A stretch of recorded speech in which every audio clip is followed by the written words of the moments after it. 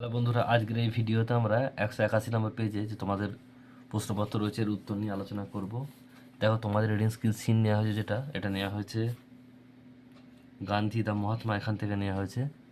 পড়ছি ওর টেক্সটটা দেখে নাও। Gandhi visit different places to collect fund for India's freedom struggle. তো গান্ধীজি দেশের বিভিন্ন জায়গায় ভ্রমণ করেছিলেন তার ফান্ড কালেক্ট করার জন্য, অর্থ সংগ্রহ করার জন্য, আমাদের দেশের স্বাধীনতার জন্য। বলছে ওয়ান্স হি ভিজিট উড়িষ্যা, একদা তিনি উড়িষ্যা ভ্রমণ করেছিলেন। দেয়ার হি মেট অ্যান ওল্ড ওম্যান, সেখানে তার এক বৃদ্ধা মহিলার সঙ্গে তার সাক্ষাৎ করেছিলেন। C could not stand straight, তিনি সোজা দাঁড়াতে পারছিলেন না। হার হেয়ার ওয়াজ গ্রে, তার চুল ছিল ধূসর। হার শাড়ি ওয়াজ টোন, তার শাড়ি ছিল ছেঁড়া। She went near Gandhi and touch his fit, তিনি গান্ধীর কাছে এলেন এবং তার পায়ে স্পর্শ করলেন। দেন he gave him A coin, তারপর তিনি একটা কয়েন দিয়েছিলেন।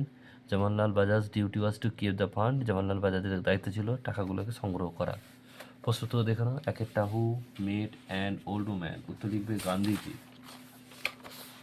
উত্তর Gandhiji made an old woman. 1 নম্বর প্রশ্নের উত্তর। 2 নম্বর, what was Jawaharlal Bajaj duty? Jawaharlal Bajaj duty was to keep the funds. এরপর হচ্ছে দেখো তোমাদের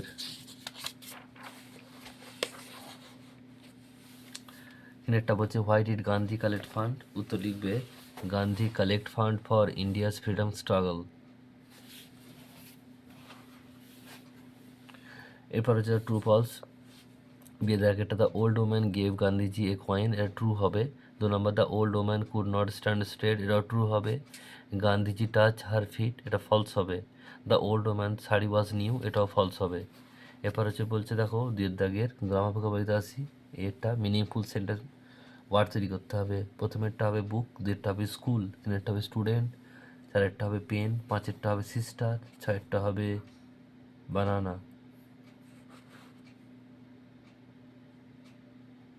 বিয়ের দাগের একেরটা, এটা বলছে কি fill in the blank with appropriate article. He is a student. 2 নম্বরটা I have an orange, give me a glass of water. আর the Ganga is a holy river. সিয়ের দাগের অ্যাপ্রোপ্রিয়েট ভার্ব বসাতে হবে। Ram is a good boy, I am a student, you are a boy, Ram and Rahim are farmers. D এর দাগে তো past form লিখতে হবে। ইজটা ওয়াজ হবে, আরটা ওয়ার হবে, টেলটা টোল্ড হবে, হ্যাভটা হ্যাড হবে।